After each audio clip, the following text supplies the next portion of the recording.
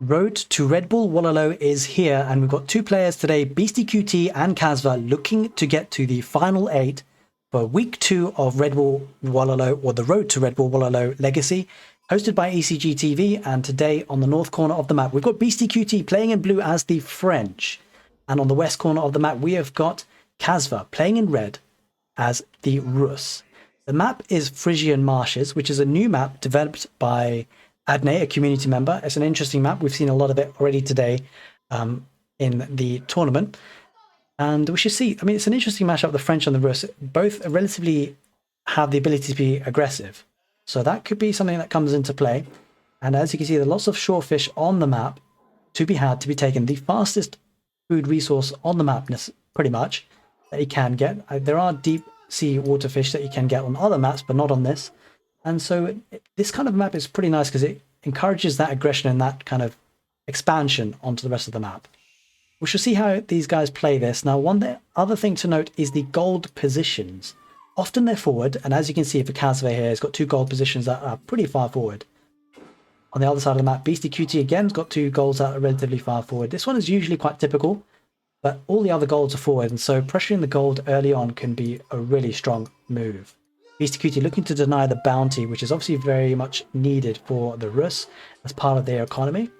Let's just take a look at how Kasva's been doing with the bounty. He's got 90 so far, getting a lot of sheep in, got quite a few scouts on the field so far.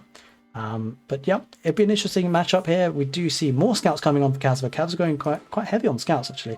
Got 2 on the field, 3 on the field already, going for a 4th, looking to get a lot of bounty. There are a lot of wolves on the map, a lot of deer patches, a lot of sheep. So certainly looking to make that bonus for the Rus count.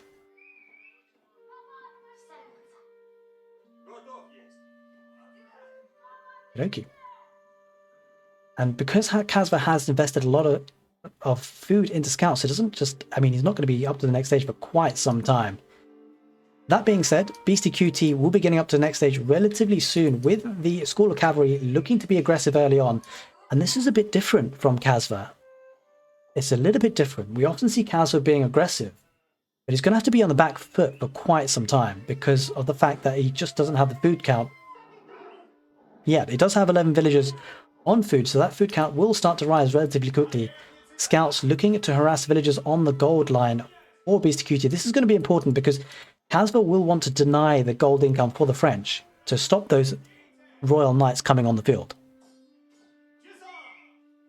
There are 4 scouts there looking to harass the villagers on gold. They're looking to go back because there's not much they can do with this number of scouts. So this is actually relatively aggressive play, to be fair, by Kasva. And a lack of gold here for Beastie is going to be a problem, but we'll need to see whether Kasva can follow this up strongly when it does get to the feudal age, which seems to be quite a while away. He is looking to get wheelbarrow, which will be perfect for his economy as he does get to the feudal age. There is the feudal age coming in. It should be the Golden Gate, usually is.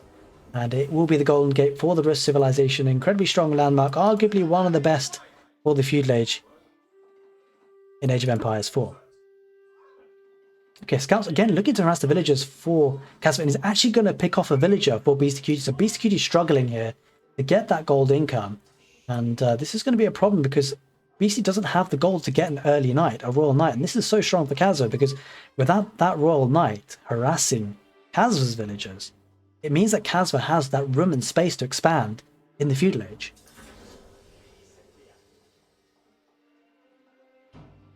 Okay, Beastyqt does get to the feudal age, but he doesn't have a lot that he can do with it. He might be able to squeeze in 1 knight. Actually, he's just had enough for 1 knight there. And that knight will help keep control of his gold there, which he will need very much. Scouts, they're still on the field for Kasva. And is going up with the Golden Gate now, rushing it up with 8 villagers. Now looking to perhaps switch to more of an economic approach, or he's sending the villagers somewhere. Where are these guys going? Holy smokes, is he going for a fortress? He's going for a fortress, isn't he? Is that what he's doing? Kasva.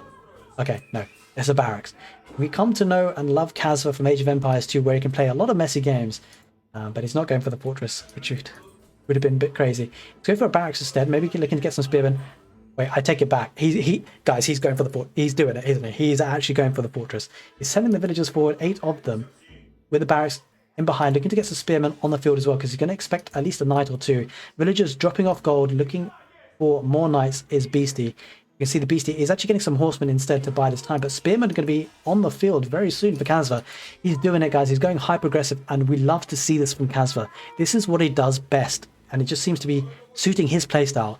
So often, a lot of people have said that Kasva doesn't play to his strengths, and this is his strength, making games messy, and a lot of other players just can't deal with it. And we'll see how Beastie does in coping with this, because this wooden fortress is extra tanky. Not only can it garrison 8 villagers, it's got higher HP, but it does cost more wood. But this is fantastic positioning for Kasva. This, I mean, there are 2 gold mines taken out. We've said this already on this map. Gold isn't an issue, and Kasva is certainly playing the map. And, you know, he's even taking his opponent's gold at this point, and this is fantastic. He probably could do pretty well if he got some arrow slits upgrades as well, but with 8 villagers there, he just needs to garrison when he needs to.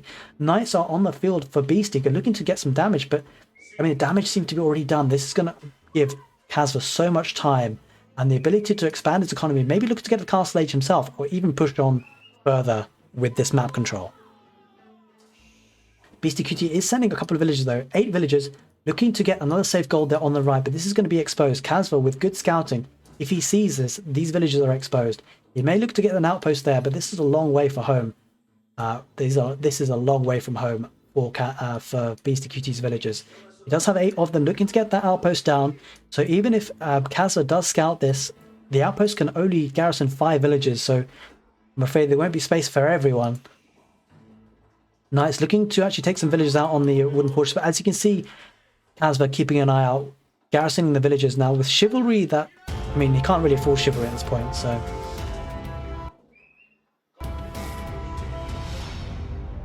thank you so much for the follow. Appreciate it.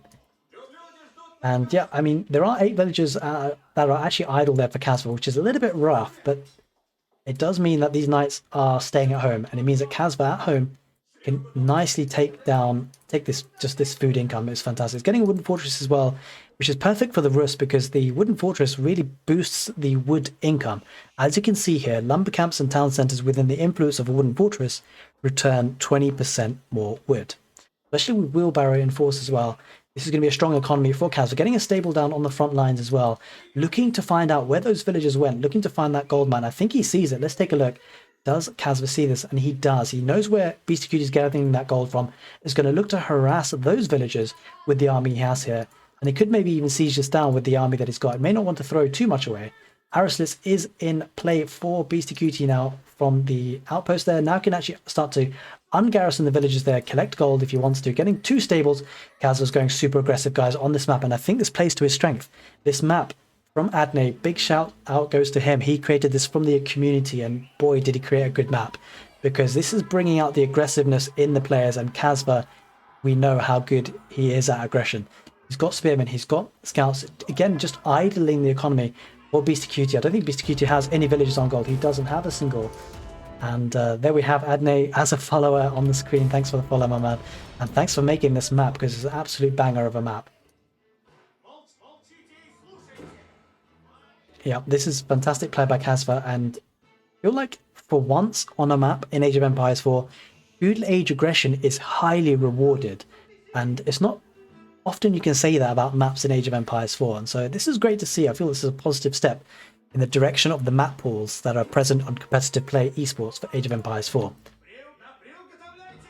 Okay, another wooden fortress going there on that wood line, and this is a nice wooden fortress. Beastyqt looks like he's struggling to get hold of his map control here, because he's going to struggle to get some pressure on this. 2 golds here, completely denied here. Thank you so much, Oriental Sniper, for the follow. Hope you're having a good day and enjoying the cast. The games have been nuts so far. I'm enjoying this set so far. The first game of the set between Kasva and Beastyqt, and I mean, both players are fantastic, but I feel like Kasva has yet to show what he's capable of, and I think in this game, he's starting to show it. Spearmen, horsemen, scouts. Looking to deny this gold. Again, Beastyqt struggling on the gold. He's got no villagers on gold, guys. He can't produce any of the knights they would love to. This wood line is going to be denied. There is a wooden fortress there. Going to garrison them with the villagers. The villagers will be taking losses there. I don't know if he's got textiles. You can only hope that he has got textiles. He doesn't have textiles. It doesn't have the gold for textiles, for crying out loud. And this is a big problem for Beastie. Second outpost, if that goes down, that wood line is denied. Beastie's going to have to relocate. another part of his economy again. Okay, villagers are being kind of harassed here for Kasva. So Beastyqt doing some economic damage. Let's take a look at the village count. 36 for Beastyqt, 34 for Kasva. So the village count is actually in favor of Beastyqt.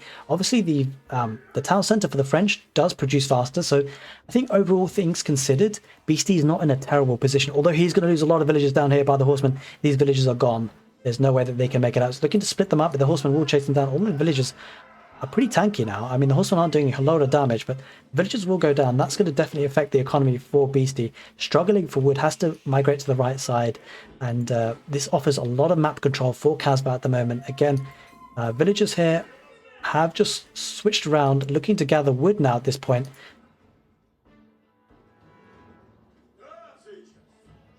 Oh, this is smart play by Kasva. I like what he's doing here. I thought for a second here he might be luring the boar. It might have just been a misclick. Often what players often do is bring the boar towards the wood line. In fact, there's a wood line there anyway, so you wouldn't need to. And build a hunting cabin, and the hunting cabin will obviously passively generate that gold if the boar's with the wood line. And obviously it acts as a food drop-off as well. Rams are on the field for Beastyqt, so siege engineering had to be invested in. And this is exactly what Kasva would want. But there are knights there looking to harass villagers, but there is the wooden fortress. No chivalry in for Beastyqt. So he needs to be careful about not losing his knights. He needs to keep those numbers up. Arrow slits is in play for one of the wooden fortresses there for Kasva, offering that protection for those villagers. Rams are on the field now, so the proxy base may be taken out by the Rams. They're going to put some pressure on that wooden fortress. Not much there to defend. There is a spearman and a horseman though. That'll be enough to send a Beasty packing with that Ram, and Kasva is diving in now. He's taking a big fight here. There are spearmen that are going to take down the knights. Archer's going to be harassed by horsemen. Kasva has got every counter unit that he needs in this position. He's going to dive. I don't know if it's worth it, but he's going to get a lot of economy damage and take down a lot of army here. 20 villagers are garrisoned in the town center. This is a big fight. This could be the game changer. It looks like it is a good fight overall. The villagers are being taken down, but Kasva won't want to overcommit too much because he won't want to lose everything. The spearmen are going to be taken down a lot by the arrow fire. He's going to back off with the spearmen, but this is just harassing the economy for Beasty. It looks like it's worth it overall in the end with the harassment and the idle time. The ram does go down. The spearmen looking to be in good force. So let's take a look at the numbers. 11 military for Beastyqt, 16 for Kasva. Kasva has a lot of idle villagers though. He needs to fix this because that's the economy that could be working for him. And instead he pulls back, looks to regroup here with his proxy base, with the wooden fortress and 2 stables. Things starting to heat up with 2 barracks there as well. For Beastyqt, looking to now send more villagers to expand in the wilderness. Again, looking to get hold of this gold. I wonder if Kasva will be able to see that soon. Maybe he's switching his attention. He's got a lot of wood economy, so I don't know. Kasva's not really dropping in the farms for the transition to food. In fact, he could be even going for the fish, which he is actually looking to do now. Getting the wooden fortress and the hunting cabin. Knight is on the field though, so these villagers will be exposed. Only 8 will be able to garrison, but not giving away the position. In fact, that knight is almost dead, so Kasva will be safe for now. Villagers going to switch around to the right side to again gather more wood for Beasty. But Kasva's floating a lot of wood, and that would be a problem. He wants to probably look to balance that economy, maybe want to get a market down, but it looks to be in a strong position overall. 17 military on the field only for Kasva. He's taking a bit of a breather here. He's had enough action just for now. Maybe looking to get up to the... I mean, he's just not... I think he's spending. He's spending. He's getting heck of a lot of archery ranges, so maybe he won't want to spend the wood because he's going to need that wood for the archers that'll be pumping out now. He's looking to go pretty heavy on the feudal age. Looks like Beastyqt is kind of saving up the food and gold to get up to the castle age, although he is getting a ram or 2 in the mix as well. Actually, Beastyqt is not really looking to get up the castle age. He's got a lot of gold being spent. Only 59, but having said that, he's only got 6 villagers on that gold, so he's going to struggle for that long term. And especially now that Kasva has moved to the fishing economy, things are going from good to even better for Kasva. This is the fastest source of food in Age of Empires for on this map anyway, at least. And Kasva looking to make the most of that. A lot of spearmen on the field. Couple that with archers. This looks to be a strong push for Kasva, coming in with 24 military on the field to 28 for Beastyqt. Beastyqt, the problem for Beastyqt at the moment is got lots of spearmen on the field. It feels like Kasva, if he commits just to pure archers at this stage, with the gold problems that Beasty's having, he's probably not going to be able to afford too many knights. And so a full archer switch here for Kasva can be super strong. He's got 4 archer rangers producing. It looks like that's what he's doing. If he's got siege engineering, which he possibly has, he's getting up on the way now. Once that comes in with that plenty of wood, Rams will be going down. A 5th archery range going down, so he's definitely committing to the feudal age, looking to put on the aggression. Kasva is not done with feudal age, wants to end the game now. Rams are coming out for Beasty to try and get some map control. These 2 golds, he wants them back. Beasty wants these back. Will he be able to get it? Time will tell. These villagers are just chilling out the wooden fortress, I'm afraid, for Kasva. That's a bit rough because they could be gathering food. The knights are doing work to idle the economy. Kasva got a lot to deal with in terms of micro here. The knights are looking to snipe the villagers, affect the wood count. And this is a bit of a problem for Kasva. Army is a little bit out of position here. There are lots of archers though. And the issue is that Kasva's only... He's going to have a lot of production here. He's got a lot of idle villagers. The problem for him now is he's lacking food. It's because of the idle villagers that's there, but he's got a lot of army. Beasty has to go back with his army. Doesn't have enough. Horsemen being added into the mix as well. Kasva mixing things up.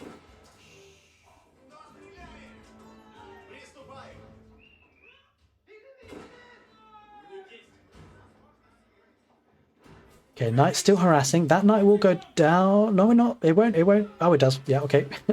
It did go down. A moment's there for a second. I thought it might be able to keep it alive, but he doesn't.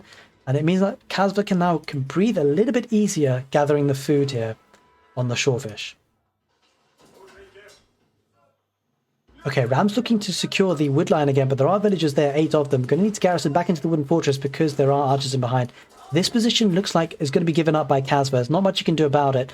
Unless he might be able to take out a ram for free. Beasty not keeping his archers there, which is a bit unfortunate for him. Maybe, I mean, he's garrisoned them. He's actually garrisoning the army. And that could work out for him possibly, but he's going to lose a ram though for free. And the army now pushing forward for Kasva. He's going down the south first and looking to deny the stone and this outpost. A lot of archers here for Kasva, really pushing hard, and this is looking tough for Beasty. He does have a lot of archers there in the background though. The rams will go down. Possibly, actually. They'll probably lose the villagers before the rams do go down, but it's going to be pretty limited on health. Beastyqt looking to secure this wood line again. He is migrating to that wood line. Again, back of his base, relatively secure. He's got a lot of horsemen here for Kasva, and this is looking rough for Beasty. 49 villagers for Kasva, 40 villagers for Beasty, so looking good here for Kasva. He's got the economic advantage here and a lot of military on the field. Let's take a look at the military numbers. 59 for Kasva, 39 for Beasty. Kasva looking strong. Look at the balance of economy as well. He's got a lot of wood, got a lot of food. He can continuously produce. I mean, he's effectively producing from, or potentially could be producing from 5 archery ranges. He's not, because he's massively housed and is spending the wood on rams, but he needs to drop down those houses so he can maintain that production of army. Horsemen looking to get value where they can, maybe looking to cycle back to this gold vein here, and if he does, this is huge from Kasva. There are 4 horsemen there looking to take care of these villagers. Beasty notices it. He's going to pull the villagers away, but will Kasva notice it? The horsemen, they do spot them. Only 3 of them though, so it will take a while. Kasva's noticed them. The villagers will go down, or at least they will be severely hampered. Strong push here for Kasva. He's got a lot of archers numbers and lots of spearmen as well. I don't know if this is an overcommittal to the spearmen, because there's not a lot of gold to be had for Beasty, but the spearmen will do work to siege things down. Archer numbers are starting to really build up from the 5 archery ranges. A lot of idle villagers though for Kasva here.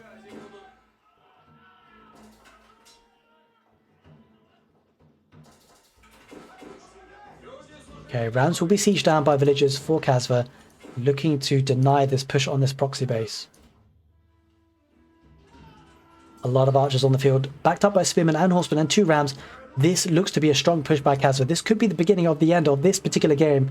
Kasva looking to seal the deal on this first game. Best of 3, the winner of whom will go to the final 8 on the road to Redbull Wololo Week 2 to get their golden ticket to Heidelberg in Germany. Has to be said, Beasty has already got that golden ticket by virtue of winning the N4C tournament, but is all to play for Kasva.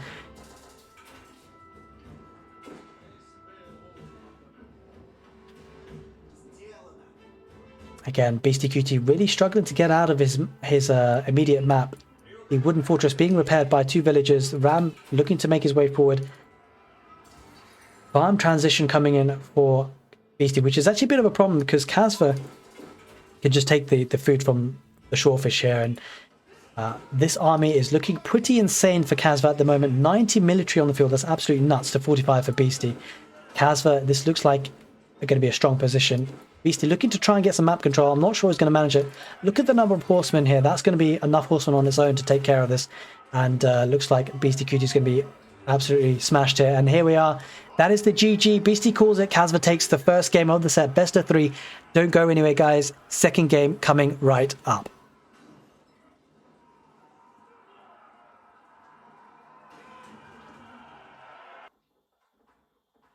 Welcome back, ladies and gentlemen. Game number 2 of this set between Beastyqt and Kasva. Kasva taking the first game of this best of 3, which is a big statement of intent by Kasva. Beastyqt, as you guys know, is no slouch. The winner of N4C, a superb player, arguably one of the best, if not the best player in Age of Empires 4 at the moment in the scene. And so I'm sure Beastie will have something to say in response to that first defeat to the hands of Kasva. On the west corner of the map, we've got Beastyqt playing in blue as the Chinese. On the east corner of the map, we've got Kasva playing in red as the Holy Roman Empire. The map is Danube River. We don't often see this map on the... Well, we don't see it at all on the rank ladder. So it'd be interesting to see how both these players, whether they've had practice or been up to scratch with their strategies. But Chinese versus Holy Roman Empire will be an interesting one. And now, I think we've seen a lot from Kasva over the years with Age of Empires 2. And obviously with the coming of age of Empires 4, it feels like Kasva has continued his characteristic of aggressive play. And we saw that in the last game. To be fair, the map did lend itself for that kind of play. So it'll be super interesting to see if Kasva does anything aggressive on Danube River. And I don't know how you guys feel about it, but Age of Empires 4 seems to be a bit tricky in the feudal age, in the ability to do damage. You know, when you've got the ability for teams or civilizations rather to get to the castle age within 8 minutes, the castle age tech advantage that you can often get can be incredibly powerful. And so it seems like feudal age aggression can often be a little bit underwhelming, unless your opponent is being super greedy. But we shall see how this one pounds out. The Holy Roman Empire, very much based on their economy, but have a really strong military in terms of depending on what landmark they go for. So we shall see. Will we see a burger palace? Will we see the minework palace? We shall see. Will we see the traditional ark and chapel often used by the Holy Roman Empire? The Chinese supervising the mill, gathering their extra food with the sheep there. Relatively quiet Dark Age. We see that Kaz was actually looking to dock and get fishing ships out, looking to make the most of the fast gathering rates with the shorefish. 2 fishing ships out so far, so it looks like Kasva is certainly going for more of an economy approach in this second game of the set. And Beastie looking to get up to the feudal age relatively soon. He's almost there. A little bit more food and he can afford his first landmark. Be interesting to see what he goes for. Does he go for a Barbican? Does he go for a defensive one? Does he go for an aggressive one? We shall see.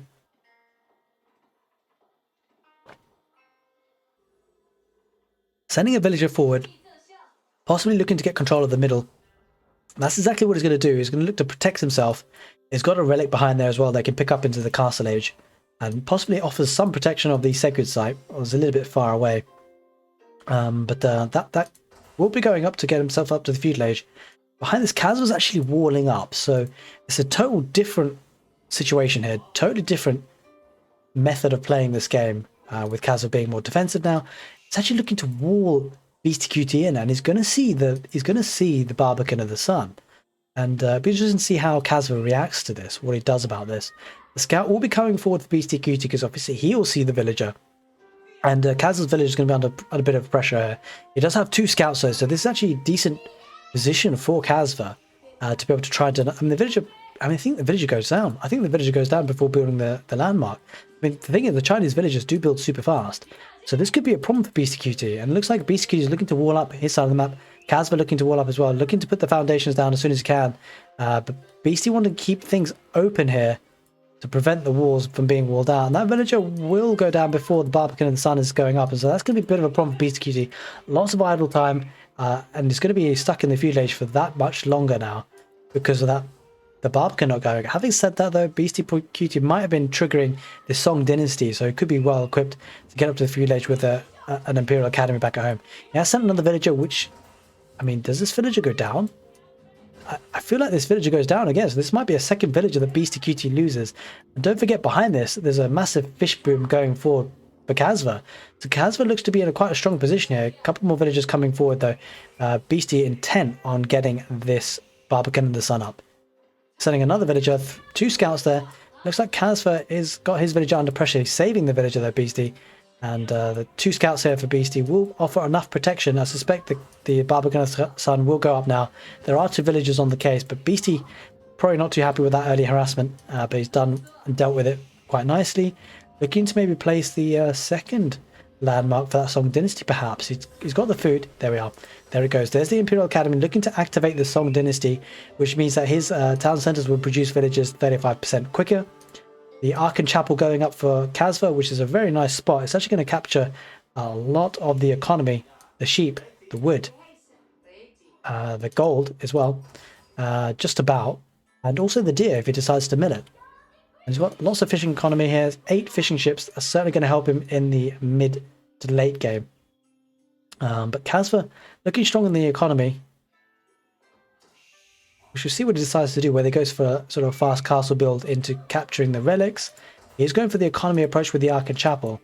And so we can see, I mean, Kasva's certainly not unidimensional. I know we've been talking a little bit about how aggressive Kasva can be, but let's make no mistake, you don't get to the position that Kasva has by being unidimensional. So he's got lots of other tools in his locker, as you can see now, booming away, getting the economy and playing to the strength of HRE. Getting quite a lot of gold actually, so we'll be in a prime position to be able to get up to the next stage. Got a lot of villagers on gold, especially because they're buffed by the prelate. And there we are, we see the mill there, looking to get the food with the deer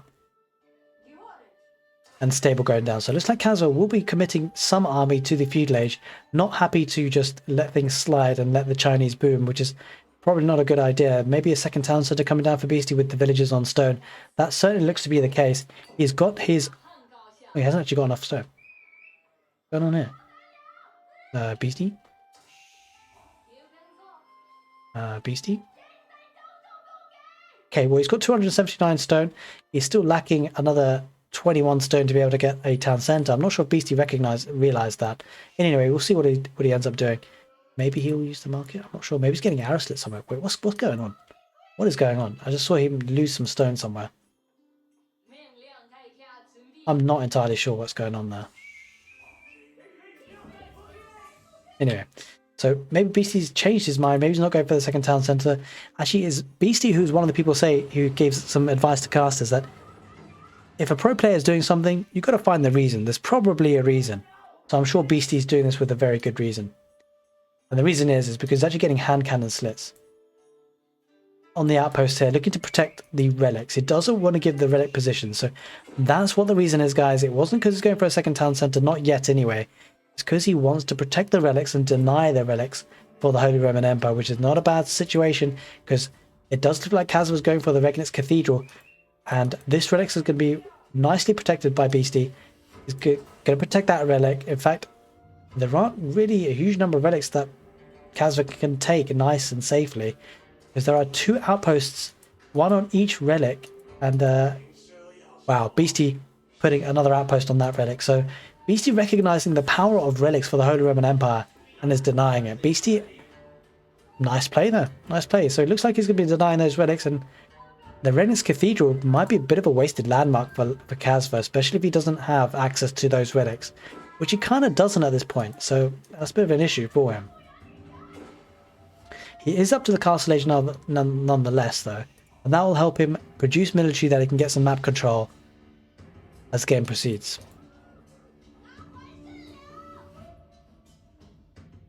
Pretty messy walling there, has to be said. Kasva does end up getting walls there.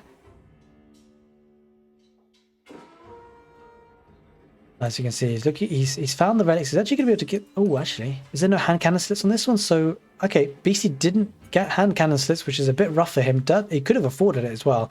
He's getting it now, but a little bit too late. The relic will be picked up by the prelate, and maybe Beasty might look to get some military on the field, but it doesn't look like it, actually. He's going to look to boom. He's going to wall up. He's got the Song Dynasty already, 2 town centers booming away, going on the food, on the sheep there on the mill, and he's actually supervising the barracks, so he's getting a couple of spearmen on the field, not looking to just stay unprotected.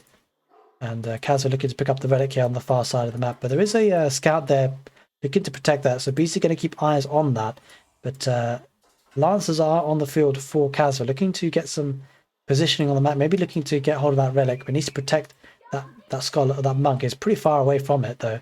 That has to be said. There's a bit of a Wololo, picked up the relic, and the scout will back off now. Not going to be able to kill the monk in time, but the monk's going to go back. The Wololo area is finished. Lancers are on the way, but they're a little bit slow to the fight. There are 3 spearmen, so even then, the Lancers won't be able to take that fight effectively. The spearmen will likely kill the monk and the knight. Unfortunately for Kasva, only 1 relic in his Regnitz Cathedral, which is not a bad idea. I mean, you can only garrison 2 anyway. Just overshooting the mark there, Kasva. There we are. Okay, relic will be good, but there's another prelate. They're going to play...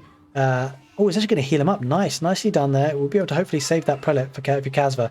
But no, the prelate does go down. He's got another prelate though. He's going to heal up the knight. The knight will go down. Prelate can't heal him quick enough. There is another prelate there.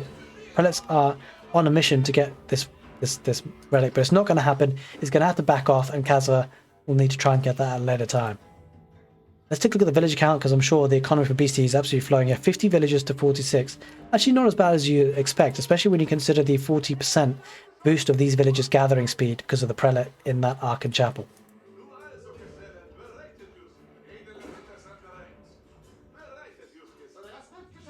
Okay, another prelate is going to bite the dust.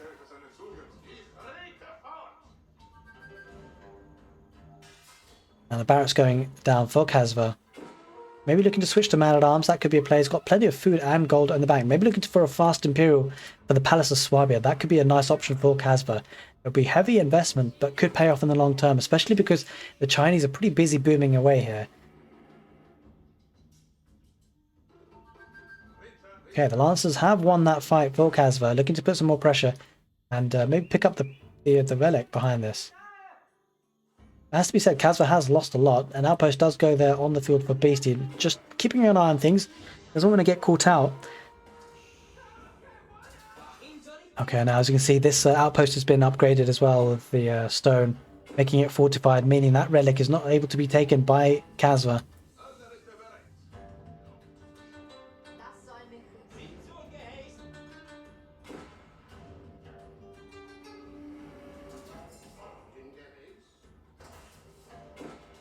Okay, another prelate does come on the field, looking to boost the villagers, maybe looking to get a relic as well, but we shall see what it does with this prelate, because these villagers are already under the influence. We shall see. We shall see. Spearmen are coming out on the field for Beastie, looking to try and stop these lancers running around.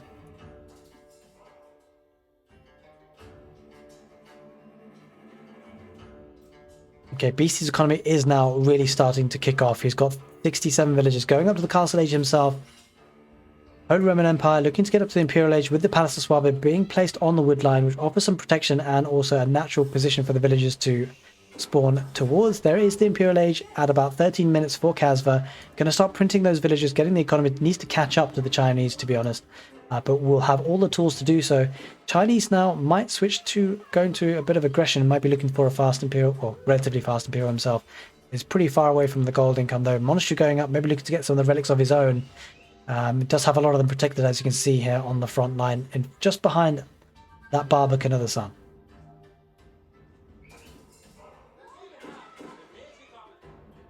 Okay, 3 prelates and a man-at-arms coming up for Kasva, looking to snag that relic. Yeah, he probably will get it actually, because he'll be able to heal one prelate with the others. One prelate might go down there. One prelate does go down, but he does run away with the relic, so that Redbull Cathedral will be garrisoned with 2 relics, making the most of that landmark for the Holy Roman Empire. Let's take a look at the villager count, because this thing has been printing for a little while now. 59 for Kasva, 78 for Beastie, so he's actually relatively far away. And yeah, even the Palace of Swabia can't help him too much catching up with that Song Dynasty boom. Okay, Astronomical Clock Tower not producing anything in terms of siege just yet. Both players looking to play the late game on Danuba River here today. And there we are. Relic is now in there. It's going to be switching to 600 gold per minute, I believe, as that second relic starts to kick in. Here we are. The Palace of Swabia continues to print, and Kasva may need to push early because the Chinese boom is starting to really pay dividends. I suspect Beastyqt looking to War's getting to the Imperial Age himself, almost with the food count. Needs quite a bit more gold though.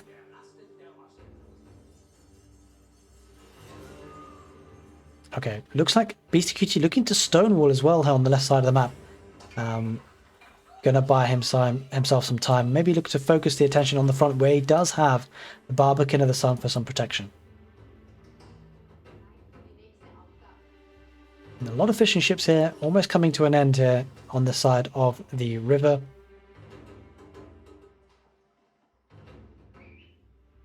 Okay, let's take a look at the monastery because I wonder whether relics have been picked up by Beastie. Yep, there is one coming in to the monastery there. Replenishing of the wood line there for Beastie, looking to make some efficiency changes for his economy. Another relic being picked up by the Chinese monk. A lancer being kept here for Kasva, a knight there, just to keep an eye on things, making sure there's no further expansion. But Sacred Site looking to be capped by Beastie. I don't know if it's just on the way there. It looks like actually he's not going to bother. He's going to bring the relic back home. Stonewall's going behind that Sacred Site, looking to shore up that position. Kasva going to take a scout. They're going to spot that and going to be relatively concerned by this because it limits the route of attack for Kasva just to the central area of which Beastie has total eyes on with the outpost.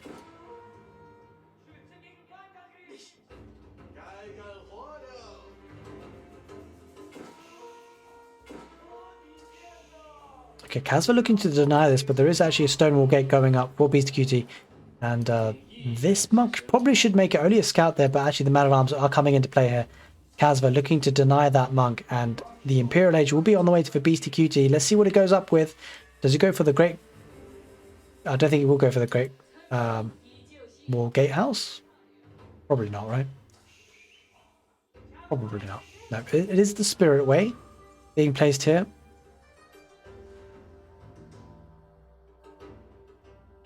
Okay, let's see what ensues from him. Let's take a look at the village count. 102 for Beastie, 93 for Kasva. So Kasva is starting to catch up, but obviously that's a long time that he's been behind. Blacksmith going down, looking to get some upgrades as soon as possible. 2 blacksmiths going down, looking to maybe start a push relatively soon with the man-at-arms. But having displayed what he's got, it might be the case that Beastie is starting to produce crossbowmen. In fact, he's actually not producing anything just yet. Has a keep forward. Holy smokes, he's going for archery ranges. Maybe Zhugnu, because he does have the Song Dynasty at the moment. And maybe looking to... Yeah, maybe it might be Zhugnu on the field. It might also just be crossbowmen. I suspect it will be crossbowmen, actually, because it's going to be up against the man-at-arms. So that'll be the safe bet to go for. Beastyqt does reach the Imperial Age. Looking now to start producing the army. As you can see, production buildings going down heavily around the Spirit Way. As you can see, Chinese villagers build incredibly fast. Quite a lot of man-at-arms on the field for Kasva. This could become a problem because the crossbow are going to counter what Kasva has. Kasva's going to go through and see what it can do in terms of damage, but there is a keep there looking to protect the economy. Spring-Lord emplacement coming into play as well to protect those production buildings. Kasva deletes the walls. He looks to be pushing now with these man-at-arms, but there are crossbowmen starting to come out, and looks like it's full-scale production for Beastie's lacking a bit on gold, but the man-at-arms are looking to get some damage here. Beastyqt looking to wall up behind this with the villagers.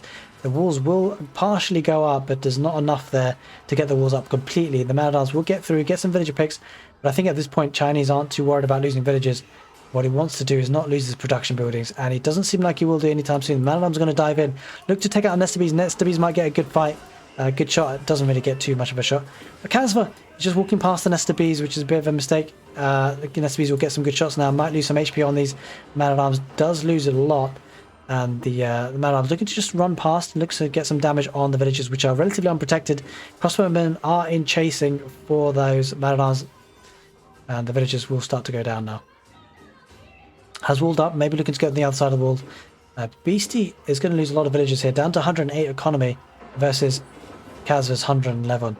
A lot of stuff going on in the middle. Looks like Kasva looking to siege down this Barbican in the Sun. Taking control of this gold here. A lot of gold there. 8,000. It's a big juicy one there.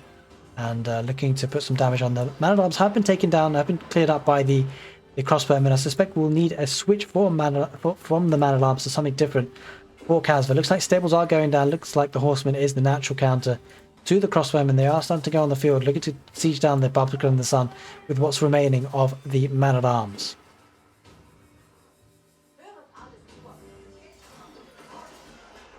Okay, there is a university going down in front of those archery ranges.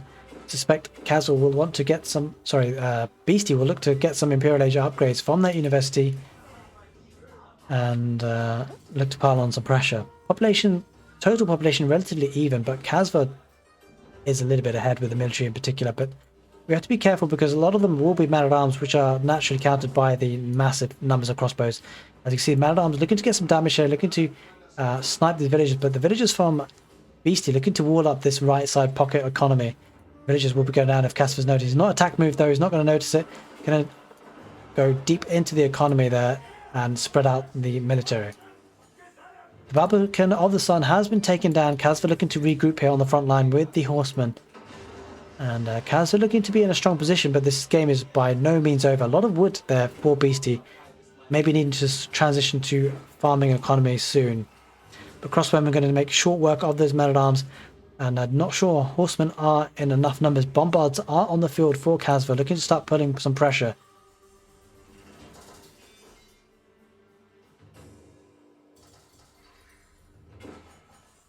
Okay, a relatively large number of horsemen building up there. Only 2 stables though. Might not be enough here. And the crossbow just clear up the man-at-arms. Not much more value to be had, but there are some man-at-arms just raiding the wood line. Village count 122 for Kasva, 116 for Beastyqt. So the raids aren't really achieving much at this point. Needs more of a killer blow here, Kasva. Going to send in the horsemen and the man-at-arms. They're going to run past, looking to take down the clock tower nest of bees. But it's going to be under a lot of pressure. This keep does have boiling oil, so that's going to be an issue if he runs past that too many times. 2 bombards with an outpost going on the front line. Bombards can look to siege down the keeps and the outpost for the Chinese. Played by Beastyqt on the west side of the map. That outpost went down super fast. Crossbowmen looking to rush through. Villagers repairing the crossbowmen, but there are quite a lot of crossbowmen there. And man-at-arms still being produced by Kasva. Still doubling down on that. I'm not sure he's revealed the horseman switch. He will reveal it now. The horsemen are going to look to dive, but don't forget there is boiling oil on this keep, so Kasva won't want to dive too quickly. There is a bombard coming out for Beastyqt, and don't forget the clock tower bombards will be stronger. You can see the boiling oil being poured onto those horsemen. Those horsemen will start to suffer if they don't take out the bombards. Looking to take out the bombards, another round of boiling oil. They get absolutely wrecked. Those horsemen isn't able to take out the clock tower the clock tower bombard, or the nest of bees for that matter. Actually, the nest of bees did go down. There are 2 bombards there on the field now for Beastyqt, and now this is a problem for Kasva. Doesn't have a response to this. The bombards that he's producing just aren't as good. He does have 4 of them on the field though, which will be strong for him. He's repairing them as well. But the crossbowmen just being a bit of a nuisance here. And not enough horsemen on the field, I'm afraid. On the left side, there's a bit of pinging here. I'm not sure why that's the case. It's because of the outpost. These villagers looking to get the stone there. Okay, transition to farming economy fully underway for Holy Roman Empire. I'm not entirely sure where Beastyqt is getting his food from, because he doesn't... Oh, wait, here it is. The mass amount of farming there. That's exactly where he's getting his food economy. Very nice and protected. Holy smokes, there's a lot of granaries. Granaries are fantastic. Improves farm gathering rate of nearby villages by 10%, and it also stacks with other granaries. So it's important to know that. We can actually see the influence of the granaries here. So these villagers here, these ones in particular, will be absolutely beastly in terms of gathering rates. Okay, army is starting to mass up for Kasva. 50 military on the field. Kasva started to build up, but Stonewall's going down for Beastie. He's going to look to draw this one out. And yeah, that's an issue. Because Kasva's going to want to break through, but he's being kind of denied here. Beastie's probably got a villager advantage, gathering the key resources on the map. As you can see, he does have 139 villagers on the map. Looking to play this one slow and methodically. It's probably rather frustrating for a player like Kasva. He wants to be aggressive, but just can't make it through on a map like Danuba River.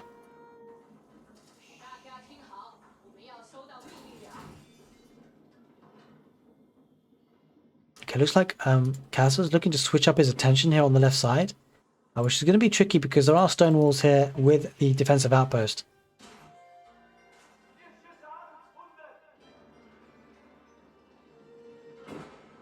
But yeah, 24 minutes on the clock. Elite Horseman is in play now. for Kasva, but cannon emplacements are in place for Beastyqt, so he's not going to be able to take these down for free. As you can see, he can take some HP losses, but probably enough horsemen here to deal with this. And looks like Beastyqt is going to look to try and get another second layer of stone walls. Probably not going to happen. This could be a huge raid here going on for Kasva. He's got a lot of horsemen here, lots of villagers to be taken out. The farming economy is all here. Kasva looking to get massive raids. Has he attack moved? It seems like he has. Horsemen looking to take fights against palace guards was not a good idea. Looking to raid, stop the villagers running away. This could be a strong push for Kasva. Looking to push now, but I want to see what the response is for Beastyqt, whether he'll be able to wall up in time. He's not looking to send any villagers. Lots of horsemen there raiding. Palace guards are being sent to help those villagers out. But it just seems a bit awkward here for Kasva, sending army left, right and centre, looking to raid. The problem is that Kasva won't be able to take out the town centres like this, and the town centres are what producing the villagers at a super fast rate. 2 town centre Song Dynasty. These villagers, whilst they'll go down, they'll just be replenished relatively quickly. As you can see, the population not too bad here for Beastie. In fact, might be quite happy to lose some villagers, maybe overboomed a little bit on purpose, and now has population space for the military to build up. Getting a keep here, looking to protect that economy. As you can know, the Chinese build that keep super fast, and the keep is up now, protecting that economy. Kasva struggling here. I think Kasva's lost a lot of military to this. Looking to get outposts himself to deny the war behind this. But Kasva struggling with 53 military. Now it's actually... Sorry, actually Kasva's got 73 military. Beastie with 53. Lots of bombards here on the field for Kasva. Looking to protect them with horsemen. Looking to deny this economy. This is a strong push for Kasva. I'm not sure if it'll be the killer blow. One can only hope if you're Kasva. Okay, 4 bombards there. Looking to take out the village. And but we do see lots of clock tower bombards here for Beastie. Would take effective trades with the palace guards and crossbows in behind, and production capability looks to be super strong. Look at the amount of production buildings for Beastyqt. I'm not sure we see the same. Actually, we do see the same for Kasva, to be fair. So lots of barracks on the field. Looking to switch to Landsknecht. He's going to go for the elite upgrade for the Landsknecht there. Looking to take out the palace guards, I'm sure. A couple of culverins as well for Kasva. Looking to pile on the pressure to take care of the siege. But the siege is particularly strong for the Chinese. As you can see, the clock tower bombards doing great work here. One does go down. Wasn't able to repair it. There are lots of villagers there looking to repair the siege. Nest of bees being targeted by the culverins. 1 culverin does go down. 2 culverins go down. And Kasva lacking the siege on the front line to keep pushing.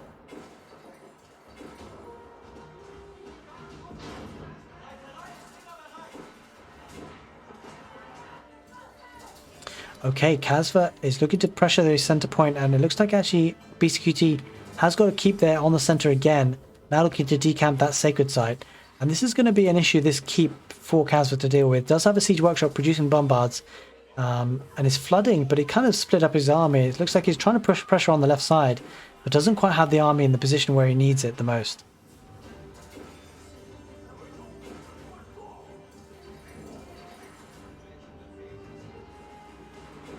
Yeah, look at that gold income for Beastyqt. It's a little bit insane, has to be said.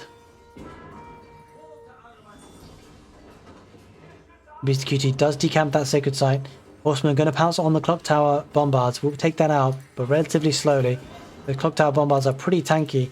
The keep in the middle for Beastyqt will go down as well with the bombard that's there for 2 bombards, in fact, by Kasva. Kasva still trying to pressure on the left side. Got some villagers there, built an outpost. That won't last for too long, and Beastyqt sending a couple of bombards there on the front line, looking to clear this up.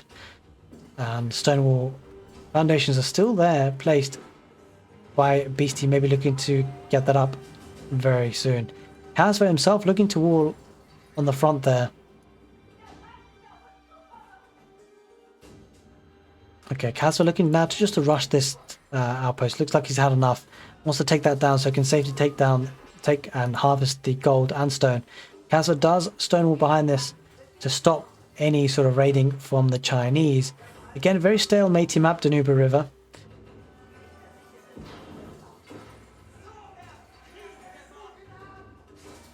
And the stone walls will go down for Beastie, looking to protect his economy once again.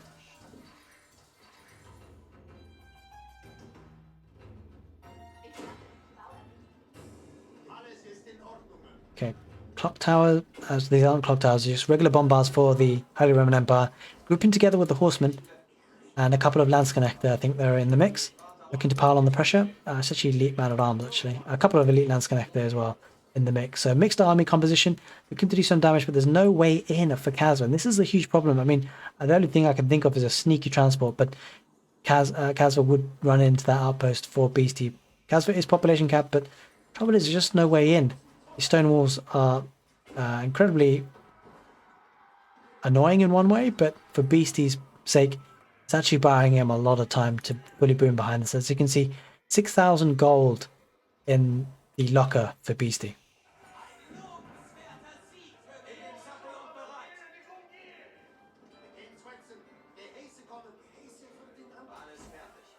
Alright, slowly moving with the siege is Kasva. And behind this, let's just take a look at what's building up here for Beastie. A lot of clock tower bombards. Looks like he is on a bombard move and protecting them with the spearmen.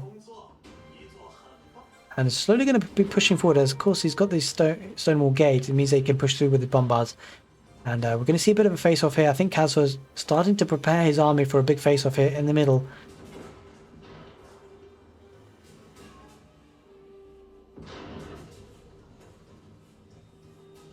Beastie biding his time, playing this one slowly and methodically, sending the bombards to take down the stone walls that are protecting Kasva. The stone walls will be down, well they are down now, he could walk straight through if he wanted to.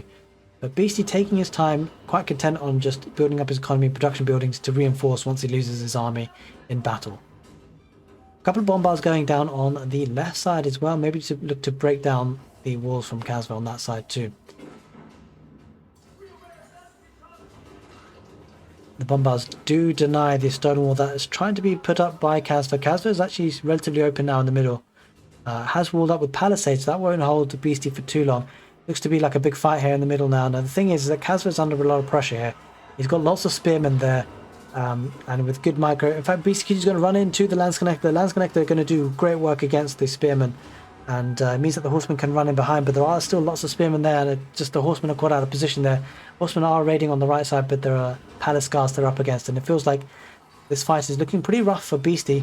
The lance connector, they're doing fantastic work. Looking to rush up an outpost is Beastie. Probably won't go down. The lance connector going to rip through those villages. Village count going to be looking pretty disastrous for Beastie, it seems. 124, I take that back. It's actually better than Kasva's.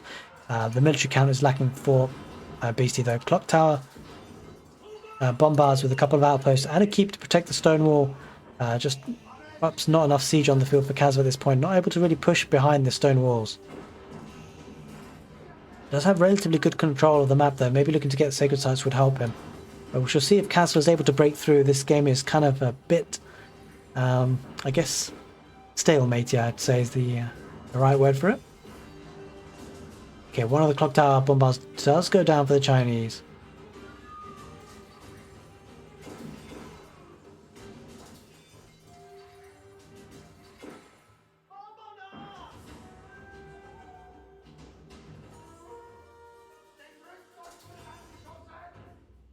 Okay, not a lot. Villagers will be going down to that outpost. I'm not sure. Villagers might just take it out in time, but I'm not convinced. We shall see. We shall see. I want to see whether maybe Beastie's recovering here. He's got a couple of bombards, a couple of spearmen, but not really producing that much army again. He's just biding his time, getting the Stonewall Gatehouse. He's getting a lot of landmarks on the field, making the game last as long as he can, making sure he's not making any rash decisions, any rash moves. We will lose a couple of clock tower bombards here to the horsemen.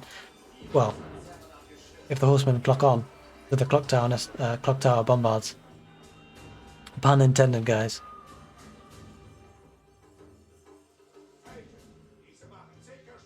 Alright, Kasva looking to boom up as well. He's got plenty of food in the bank. But the food economy, it just feels like Beastie's just making the most of the economy, and it's going to be biding his time to make one strong push. But he wants to fight when he's ready. The economy back on the left is well established again with the farms around the villages. And a relatively peaceful part of the game now. With not a lot going on. I'm a little bit surprised that Kasva has not gone for the sacred sites. Just to at least trigger the countdown to force Beastie out of his base. The Beastie seems pretty content in staying within his walls.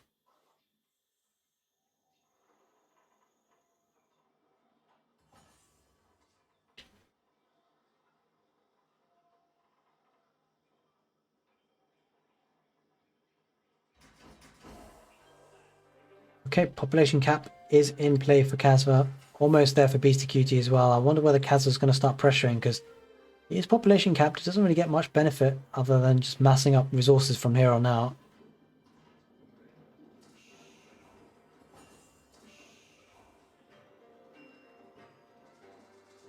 Okay, reload drills is in for Kasva now.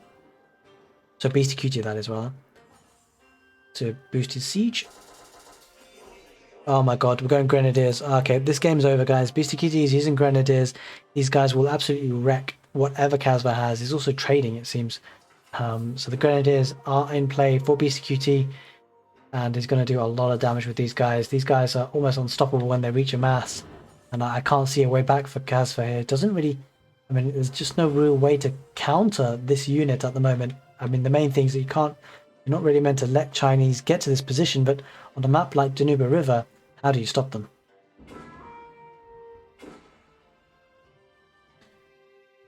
And Kaz's probably wondering what is going on here. He's not aware of the Grenadiers coming in. Now, Beastyqt has actually broken through on the right side. There is another layer of stone wall which has not gone up here fully for Kasva. That's a problem. He was actually looking to get a second layer, but didn't even get the first one down. And that's a problem. This tower outpost will be sieged down by the spearmen. And on the right side, I suspect the Grenadiers are going to start making a dash for it. Let's just see. He's only got a couple so far, not as much as he probably wants. 26, that's quite a decent number. He's probably going to throw away these spearmen and then replace them with Grenadiers. Getting a keep for good measure to obtain some map control, maybe looking to get the sacred site. This is looking to be a problem for Kasva because the walls have been denied. Spearmen looking to get through. The foundations are up, but don't forget now with the recent patch, Beastie will be able to actually siege the towers down, the walls down which aren't fully built.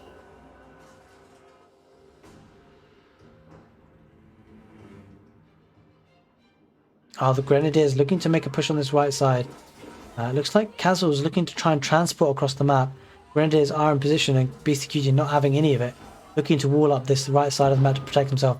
Bombard's going to shoot off on the outpost.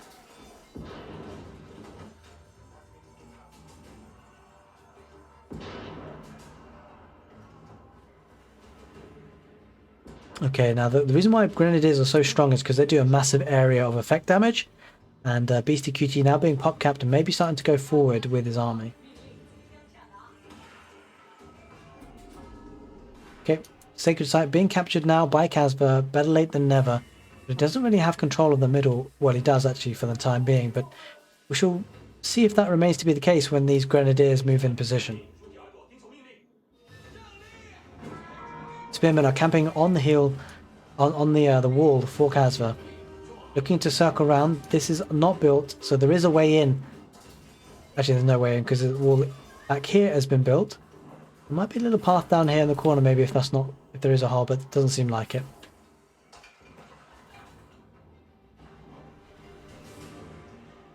Grenadiers are staying home. Bombards are moving towards the front line on the middle of the map. Maybe Beastie might be looking to push forward now that he's reaching a population cap.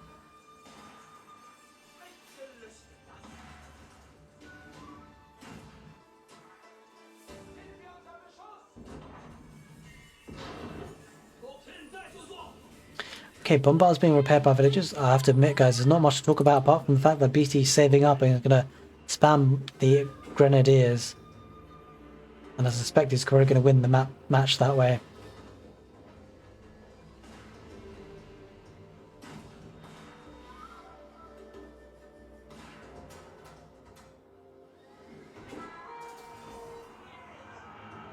Okay, Horseman going forward for Kasva. I feel like Kasva's probably had enough. He's got a lot of gold income, that has to be said. Going to siege down the outpost, but what comes in behind that? The Grenadiers on the wall. Oh my god, these guys are going to get absolutely slaughtered. Look at the area effect damage that happens there. Absolutely insane. The Grenadiers technically miss. Look at the range on those guys. Holy smokes. That's an insane amount of range, and there's nothing that Kasva can do apart from back off. There's lots of bombards here. Maybe one day Beasty will push out, but he's not in any rush at all.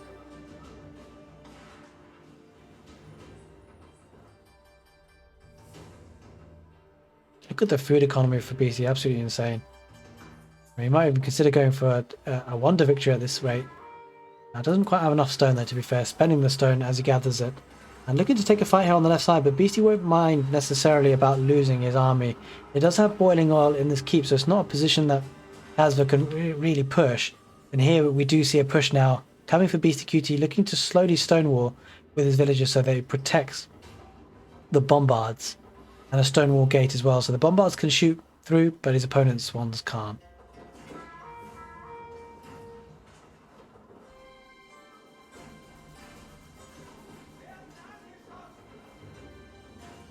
Okay, Beasty doing what he needs to do to win the game, I suspect. And the bombards will start to push through. As you can see, the grenadiers going on the walls. Nothing that Kasva can do. Going to be sieged down by grenadiers.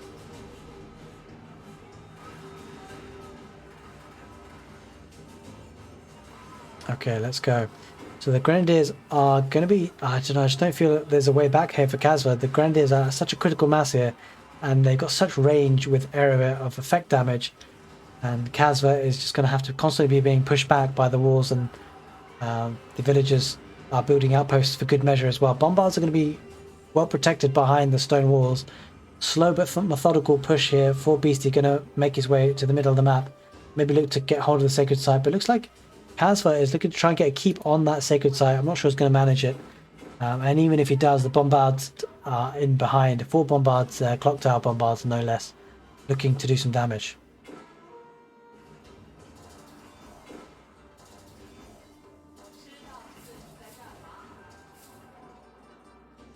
Yeah, there's just a struggle here for Beastyqt. He's going to clear up these spearmen, but again, that just leaves space, population space for Beasty to produce more grenadiers. As you can see, they're flooding through to the stone walls. Grenadiers doing great work here for Beasty, trading effectively, and looks like Beastyqt is just going to keep heading forward with villagers.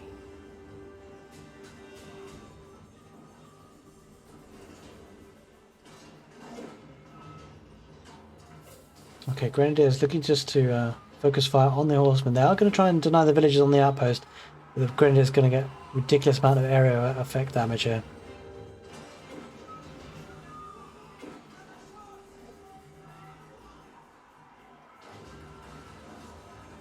The horsemen absolutely melting to the Grenadiers. It just feels like Beastyqt has a critical mass here, and it's a difficult way back here for Kasva. The KDR must be insane at this point. Look at the economy for both players. 42-minute game being played out, and the Grenadiers do go on spread formation, looking to deal out a world of damage. And there are a couple of mangonels on the field for Kasva, but I'm not sure it's going to be enough. There's such a sheer mass of Grenadiers now retreating to the wall after getting a lot of value, and again a slow methodical push by Beasty.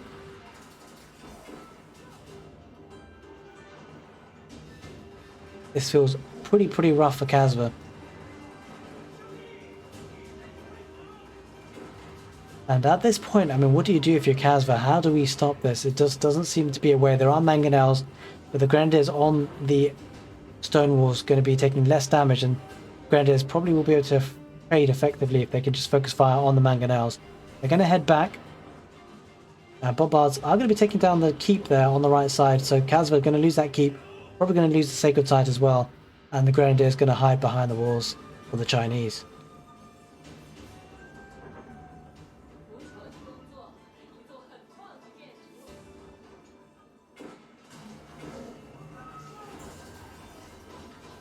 Heck of a lot of trebuchets looking to do some damage, but we can see the outpost there now repairing the walls as well. That's pretty rough for Kasva, not finding a single way in, can't breach the gates, and Kasva is not going to be able to break through this time again. Oh, he might do actually on the stonewall gate, but he's sending villagers Beasty to repair it. Will he get there in time? Possibly not. He could do actually if the villagers went there, but it doesn't seem like he will. The Grenadier is going to be chilling out on top of the walls, looking to get the area effect damage, and yeah, it's just looking rough for Kasva not being able to push from here. And at this point we may even see, well, we're not really there on the stone count, but I mean, I just don't see what the answer is for Kasva at this point. This armor composition, just sheer numbers of grenadiers. Looks like there's some action here on the right, not much going on. A Bombard making his way over outpost there just to see what's going on. The left side looking relatively quiet. There is a keep there for Kasva protecting his economy that way through. But again, Lance Connector not going to be suitable here.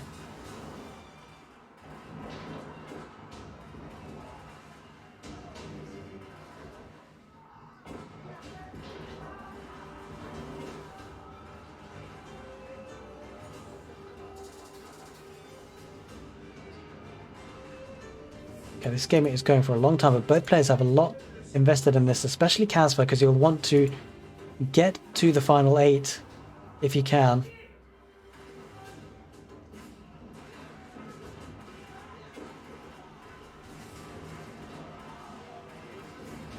Again, the Grenadiers looking to do a lot of damage here.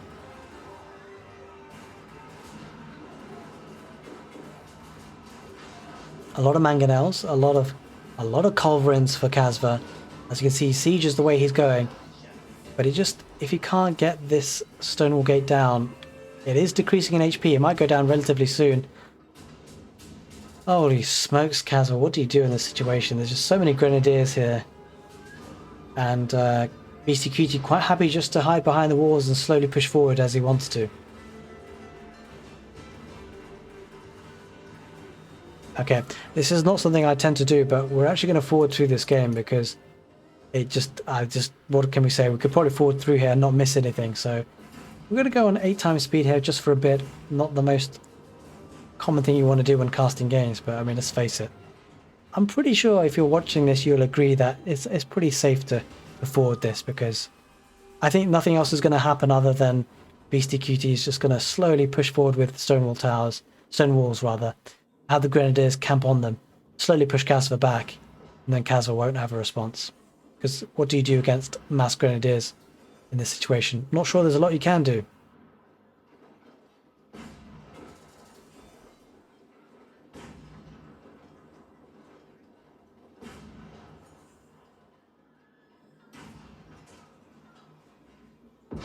The Bombard's coming through for Beastie just at the Stonewall Gate.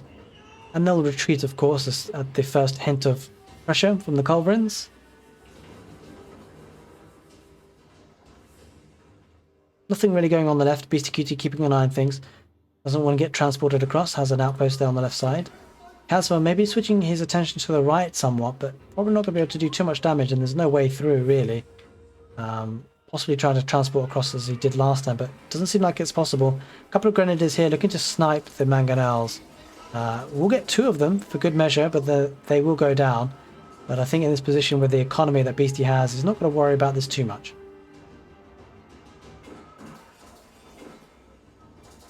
He's now starting to push forward with the Grenadiers, looking to snipe down the Culverins. We'll be getting 1. We'll be getting 2. And now we'll be losing quite a bit of Grenadiers. He's looking to retreat as well behind. Sending villagers on gold. Probably going to deplete the map of gold, to be fair, at this stage.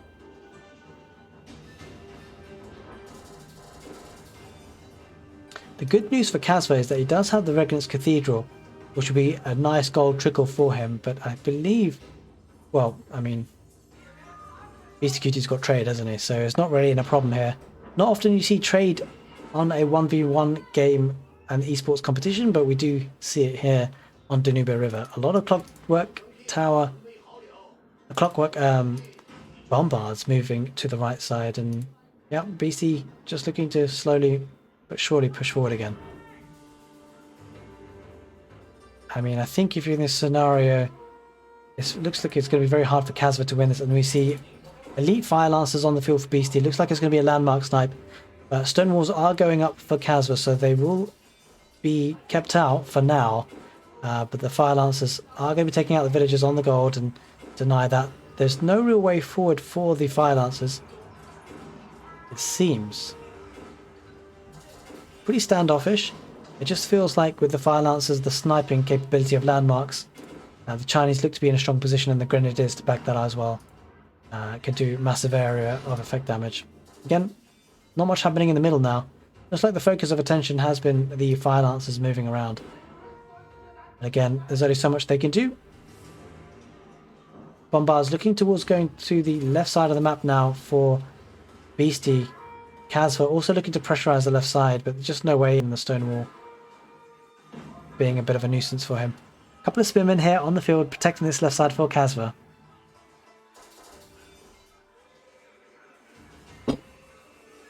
Well, Fire Lancers rip through those, but there are lots more coming in for Kasva, so it could be an effective trade for Kasva.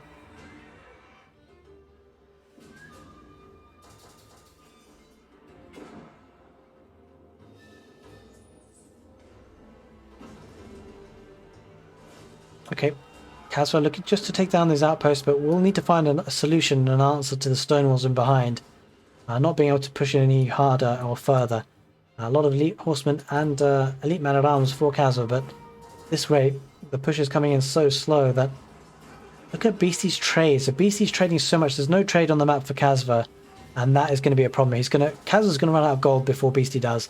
That is for sure. Beasty's got this game in the bag, especially with the army composition with the Grenadiers and the Bombards and the almost infinite gold with the trading that's in the background.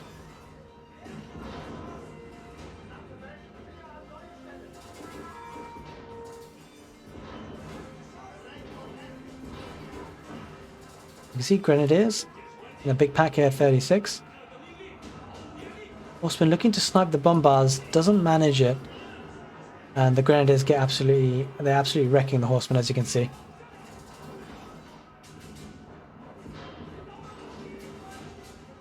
Grenadiers now actually starting to put pressure on the middle. Mangonels will go down. That was kind of the one answer that Kasva had.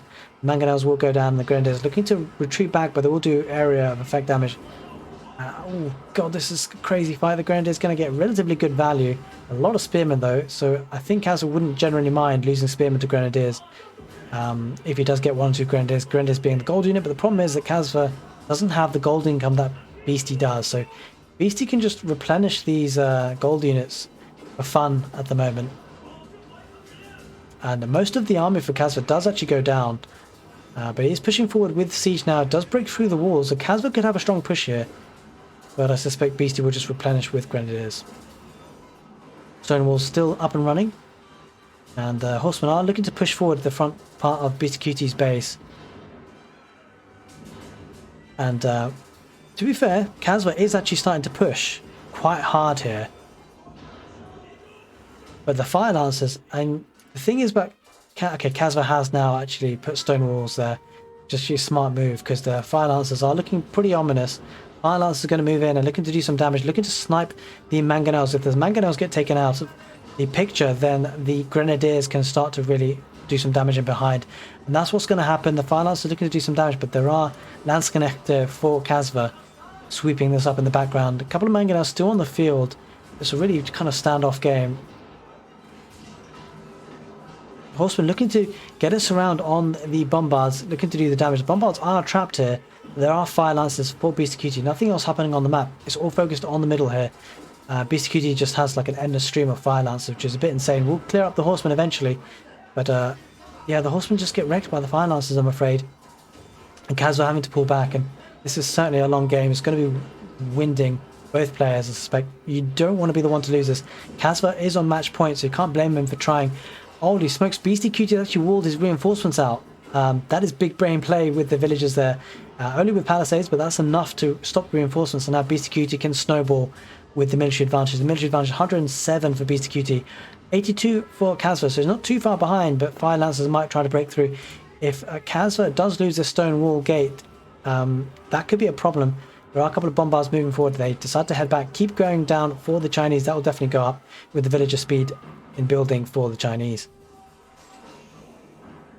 Grenadiers in the background, there's a large number of here. I think the Grenadiers win this. Just the area effect damage are going to be insane.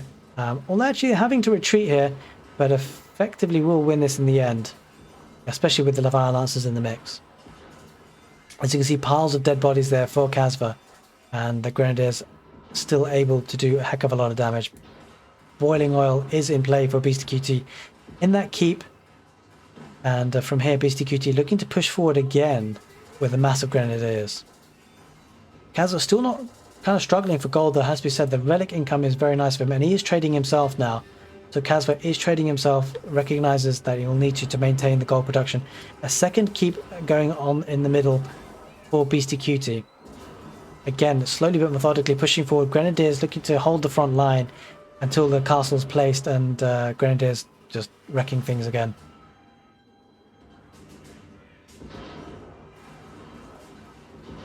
Now the Grenadiers can look to... Grenadiers can actually take care of Stonewall Gates as well, I believe. So Stonewall Gates... This is a problem for Kasva. This is legitimately a problem now because the Grenadier switch is in play. There's a lot of them, a couple of Fire Lancers as well. And oh my god, the Grenadier's going to just go on the Stonewall. There's nothing that Kasva can do about it. Have a look at this fight. This fight is definitely going to be won by the Grenadiers and the Fire Lancers. The Horsemen are going to go down, and I suspect this is going to be the GG. There it is. Kasva taps out. He's had enough. He's had enough of the Chinese Grenadiers and the Fire Lancers. There's the GG. One apiece. Beastie pulls one back. He evens out the set. All to play for in the best of three. Last game coming right out.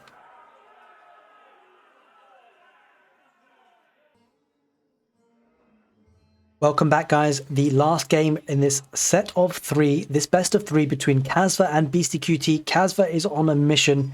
Can he seal the deal? Can he finish this set? He lost the last one on probably relatively frustrating grounds, coming up against the Chinese and the Grenadiers.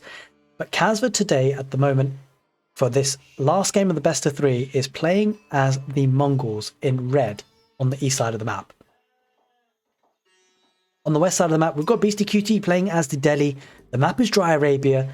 Kasva, being an aggressive type player, the Mongols is relatively suited to his playstyle. We shall see what it comes up with here. He'll want to progress to the final 8 for the road to Redbull Wololo, hosted by egctv, and is looking to find a chance to secure his place at Heidelberg in Germany for Redbull Wololo Legacy. Now the map spawn is actually pretty nice here for Kasva, so he's definitely got the rub of the green in that sense. He's got his town centre next to the wood line, next to the gold, and his Ovu is relatively close by too. The Delhi Sultanate is being opened up with a mosque, which is typical for them. Looking to get all those free eco upgrades is Beastyqt.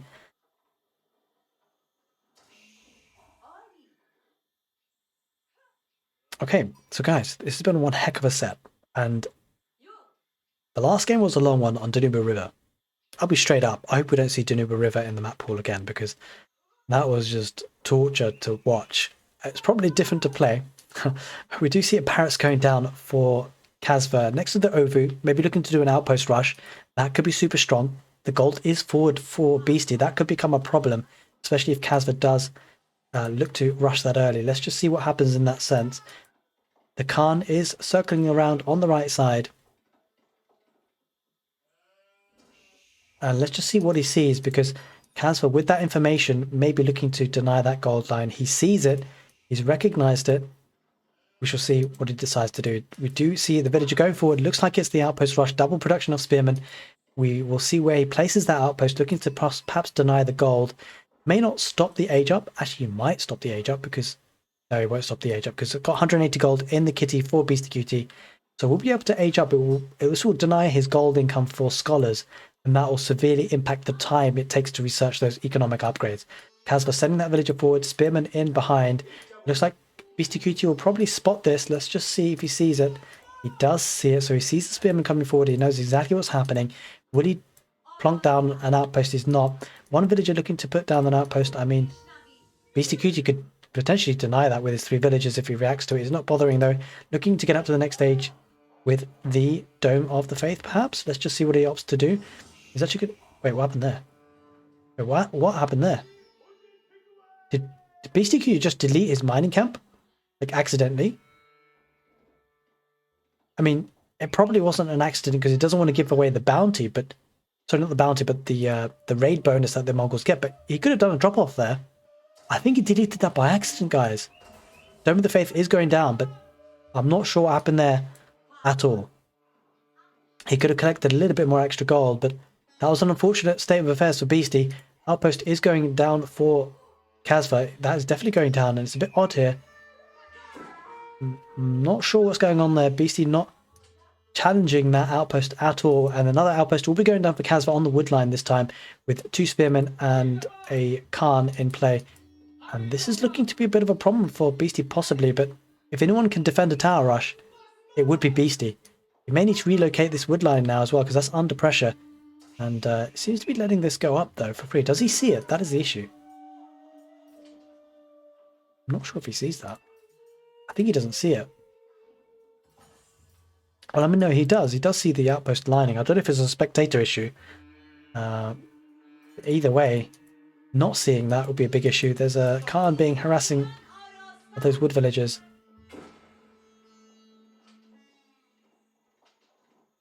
This is going to be interesting with the outpost rush seemingly taking off and working for Kasva here. Beasty almost up to the next stage will be looking to perhaps get an archery range to stop this flow of outposts. He's queuing up his upgrades for free, and Kasva looking to try and make his way up to the next stage as well. Just a little bit short on food, but we'll get there relatively soon. Now, Beasty quite happy now just to relocate just on the left-hand side of the wood line, but Kasva looking to get another outpost down, and that would deny the wood line fully. But there is a stable and archery range going down for Delhi. Beastyqt looking to be aggressive here.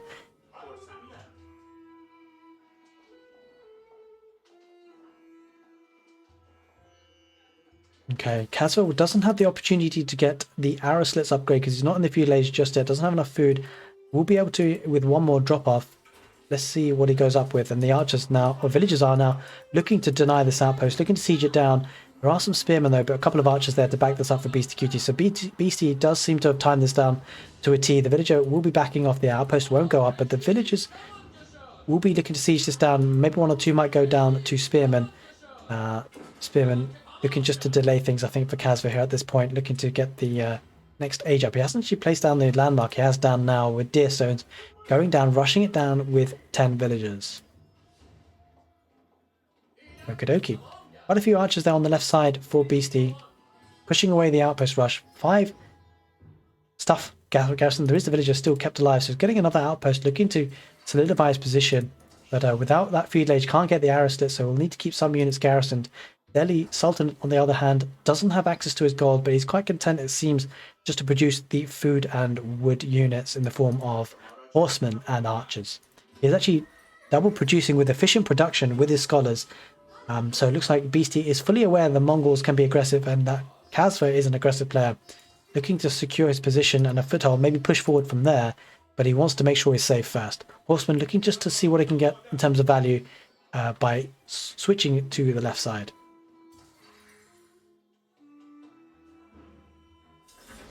Kasva does reach the feudal age at 7 minutes, and we'll be looking to get the arrow slits upgrades for his towers. That front gold is denied, and back home he's placed a stable looking to get some horsemen on the field. Double producing with the upgrade to horsemen coming in after that as well. Okay, Beasty looking just to see what's going on. He just runs into the fire for that outpost. Not ideal, but arrow slits will be coming into play now. Does have that villager, so that second outpost might be going up for Kasva now.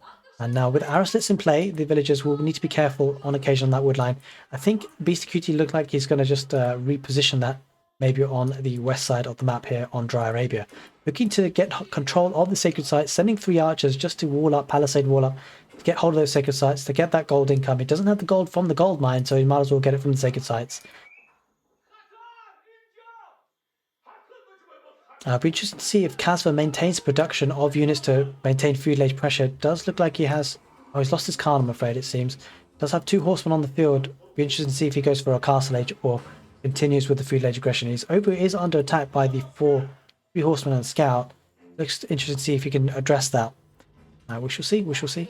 A couple of scholars moving towards the north corner of the map for Beasty, looking to get hold of that north sacred site, but will be cut off by the horsemen. So, ooh, maybe, yep, will be cut off by the horseman. Wolf is on the chase as well. West side of the map, Beasty looking to wall up as well. Looking to play the mid to late game, but maybe Kasva has a different plan. Maybe he's looking to be aggressive. He is producing more horsemen.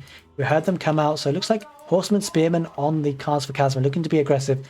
The scholars will be going down, looking to heal out the horsemen though on the way. Horsemen will be coming in for Beastyqt to join the fight as well, but a lot of spearmen on the field for Kasva, which is the perfect unit in this situation, and will be taking down one of the scholars Kasva will be taking down one of the horsemen here as well with the spearman in position.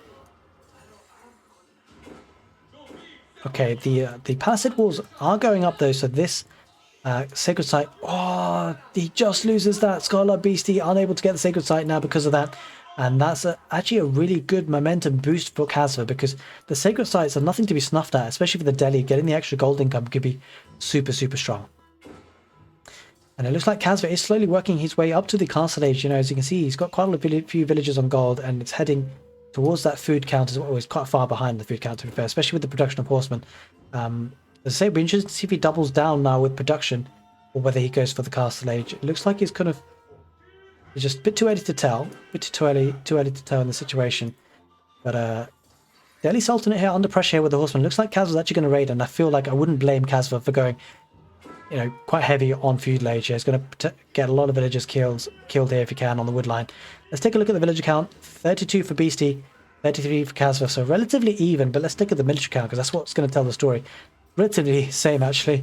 So a new Khan rises now, and the villagers here are going to be relatively idle for Beastie on the gold mine. He does have this west gold mine that Kasva now is raiding, and the villagers on the berry patches are going to pull away as well. Not much he can do about it. Horsemen have got huge amounts of mobility. Outposts going in again for Kasva, looking to get some map control. This is actually huge.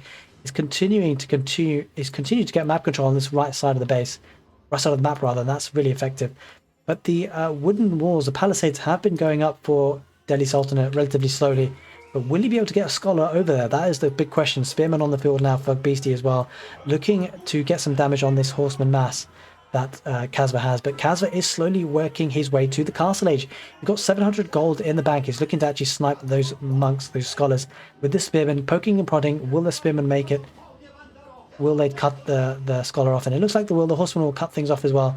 That scholar does go down. Beastyqt not able to secure the sacred sites with the scholars, despite having the palisade walls to protect them. Castle age looks like it's going to be coming in relatively soon for Kasva, and that could become a problem for Beastie. He's got feudal age army, but the castle age upgrades, the technology that gives is so strong and could be the difference in this fight. Villager does go down, but the outpost comes up just in time. This is where the rub of the green sometimes really helps. The fact that Kasva managed to snipe that scholar that was on his way to the sacred site before it got within the protection of the walls. And now he just got that outpost in time. Now getting arrows as well. So this wood line will be denied as well. Beastie going to struggle for wood. He's not going to have any wood income. Castle age coming in for Kasva. Kasva looking really strong. This could be it. This could be the moment that Kasva progresses to the final 8, to the road to Redbull Wololo Legacy. Might be calling it a bit early, but it's a bit struggle. It's tough times here for Delhi Sultan. It's going to move further back with his economy and his wood. But Kasva, if he just focuses on the wood line, there's nothing that Beastie can do to maintain his wood production. Got a couple of horsemen there. Food count looking quite strong for Beastie, but the gold is a problem. He's not going to be able to get into the castle age, and that is the issue. When Beastie is facing up against the Mongols' castle age, that will be a huge problem. It feels like man-at-arms could be the play here.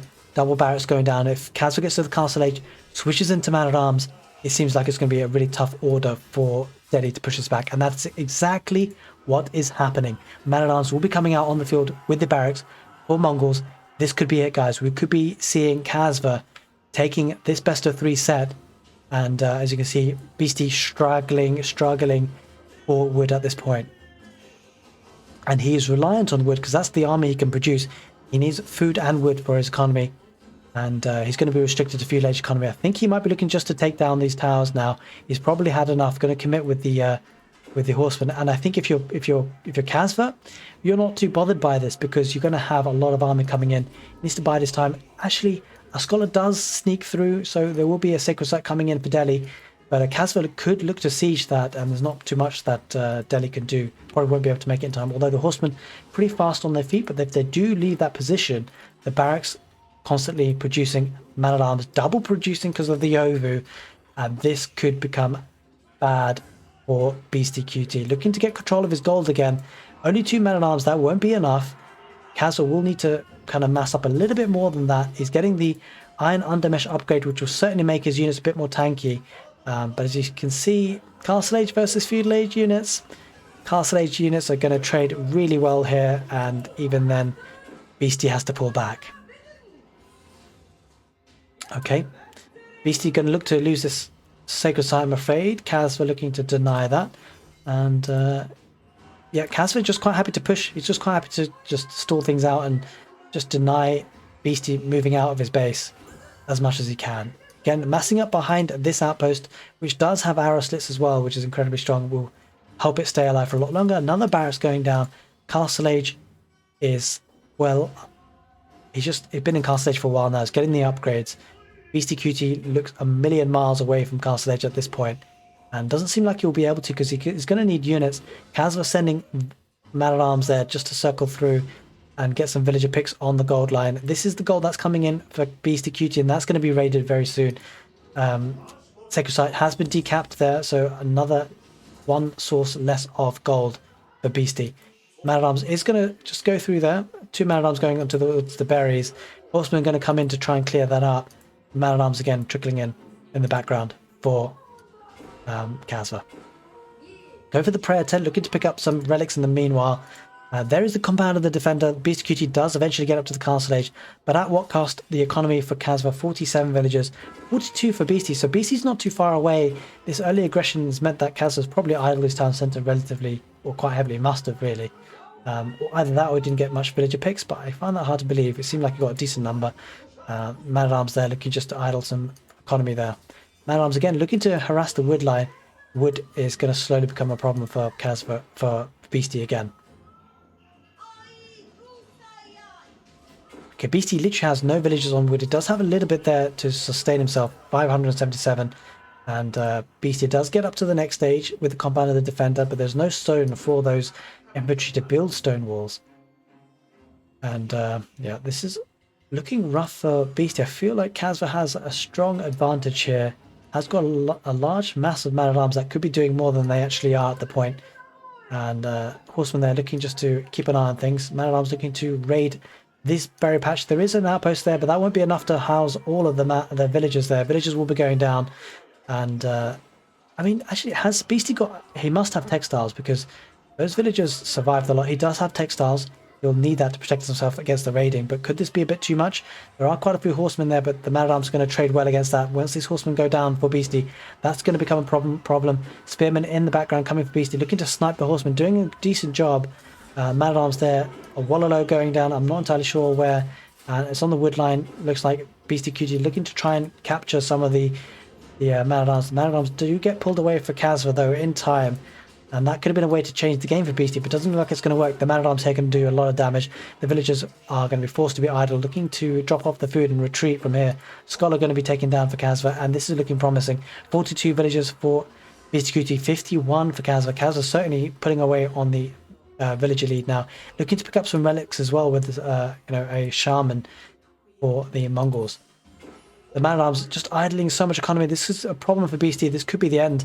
Beasty struggling here. Lots of idle economy here for Beasty. This is a problem, that is for sure. Retreating to this primary town centre. Again, looking to try and get hold of that sacred site. But the army map control that Kasva has will siege down the palisade walls in no time. Crossbow are on the field. There is also a tower elephant, which will become a problem for Kasva. But will it be enough? Because so many villagers have gone down. I'm not sure it's going to be able to sustain the production here. Beastyqt down to 41 villagers, 53 for Kasva. Kasva really pulling ahead. Does snipe. Oh, he snipes the monk before it captures the sacred site. So no sacred sites for Delhi Sultanate. And man-at-arms again still flooding the wood line.